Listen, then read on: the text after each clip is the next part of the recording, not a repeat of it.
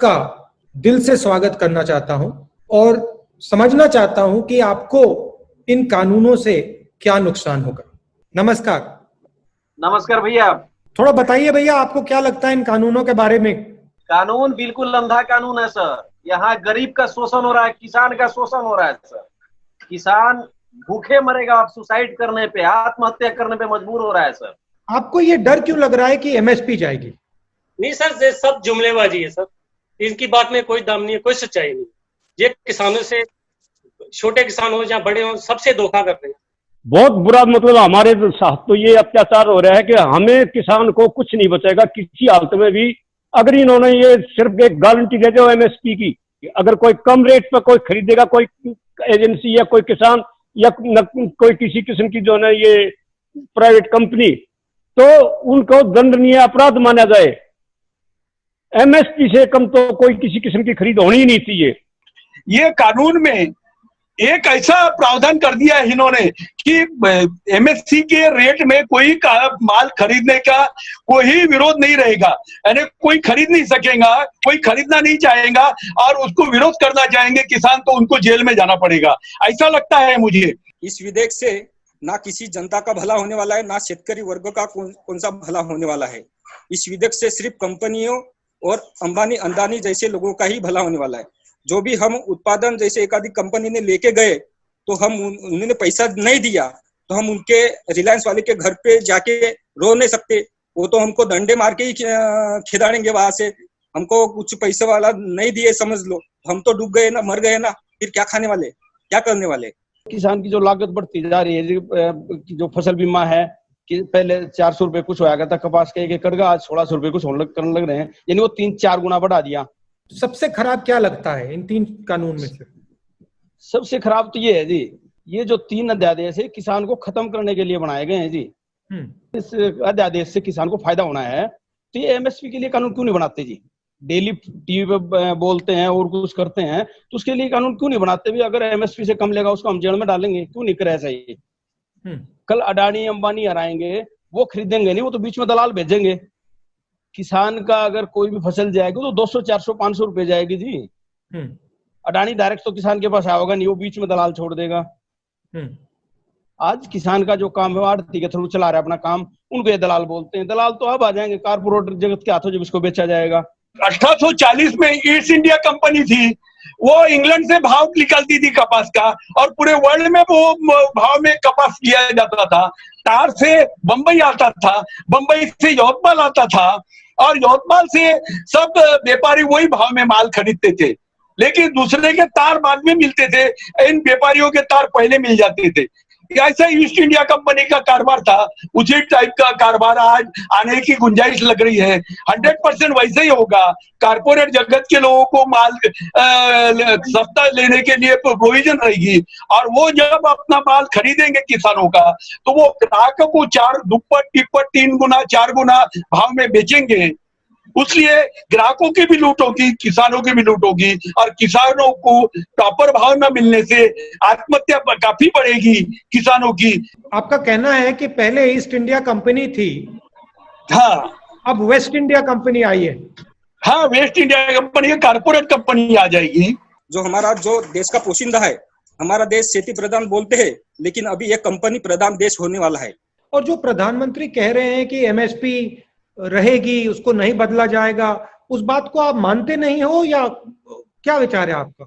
नहीं सर, उनको तो हम मानते ही नहीं हैं, क्योंकि आज वो क्या बोलेंगे कल क्या बोलेंगे। क्योंकि अभी आज मैंने पेपर में पढ़ा, जो कामगारों के लिए एक विधेयक था, कायदा था, उसको कंपनी को उन्होंने टर्नओवर कर दिया। क्योंकि अभी वो जो कंपनी में जो कामगार रहने वाले थे, उनके जो लिए नियम था, उनका नियम हटा के वो कंपनी के हाथों में दे दिया और कंपनी कभी भी उनको निकाल सकती है, ऐसा कायदा बना दिया। मैं भी घबराया था मरने की डर से, लेकिन कोरोना से भी ज्यादा डर अब इस कानून का मुझे लग रहा है कि अगर मेरी जमीन मेरी अगली पीढ़ी के नाम से अगर नहीं रहेगी। देखिए, कोई भी कंपनी या कोई भी व्यापारी अपने फायदे के लिए, मुनाफे के लिए धंधा करता है, ये सरकार नहीं है। सरकार जो ज्यादा कमाता है उसके पास से 2 पैसे लेकर गरीबों में बांटता है, गरीबों को सहूलियत देता है। ये अमीरों की पार्टी है और अमीरों की पार्टी ही रहेगी। ये छोटे किसानों, छोटे लोगों के बारे में कुछ नहीं सोचेगी। इस अध्यादेश से तो किसान को खत्म करने के ऊपर तुलना चाहिए, किसान को, मजदूर को, व्यापारी को, सारे खत्म हो जाएंगे जिससे तो। और करेंगे क्या अगर ये खत्म हो जाएंगे? कहाँ जाएंगे? ये बर्बाद करेंगे, जिसको कारपोरेट के हाथों बेच देंगे सारे सिस्टम को। सारा अंबानी अडानी हार के हाथ में दे देंगे सारे सिस्टम को। हाँ, मजदूरी कराओगे जी फिर किसानों के पास। जो अंग्रेजों का जो राज था वो राज आ जाएगा जी वापिस। इस देश को बर्बाद कर देंगे जी। हर चीज का निजीकरण करने लग रहे हैं, हर चीज को बेचने लग रहे हैं। एयरपोर्ट है उनको बेच रहे हैं, रेलवे को बेच रहे हैं, बिजली को बेच रहे हैं, छोड़ नहीं रहे जी किसी चीज को। जो व्यापारी है कुछ हमको एडवांस पैसा कुछ काम पड़ता था तो लेते थे, अब पैसा भी देना बंद कर दिए कि हम धान नहीं लेंगे, गेहूं नहीं लेंगे, तो हम पैसा कैसे देंगे? भैया इस सरकार में हम लोग बड़ी क्षुब्ध हैं। हम लोग चाहते हैं कि जो 2006 में जो बिल लागू हुआ था वो फिर से लागू हो, बिहार में लागू हो हम लोगों को बस। और जो अभी कानून जो कायदे बनाए इन्होंने, समझो पहले तो कानून कायदे ऐसे है कि बहुत काश्तकार के विरोध में है, और अभी ये दूसरे 3 कायदे आए समझाइए, तो इससे तो बहुत काश्तकार परेशान होने वाले।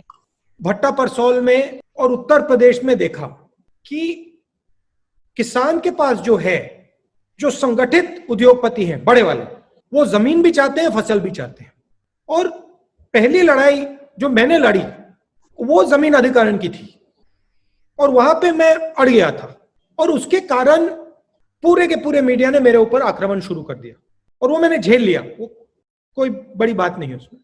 आपने जो कानून 11-12 में लाया था, भूमि अधिग्रहण कानून, वो कानून से आज किसानों को लाखों और कुछ लिखकर लोगों को करोड़ों रुपए मिले हैं।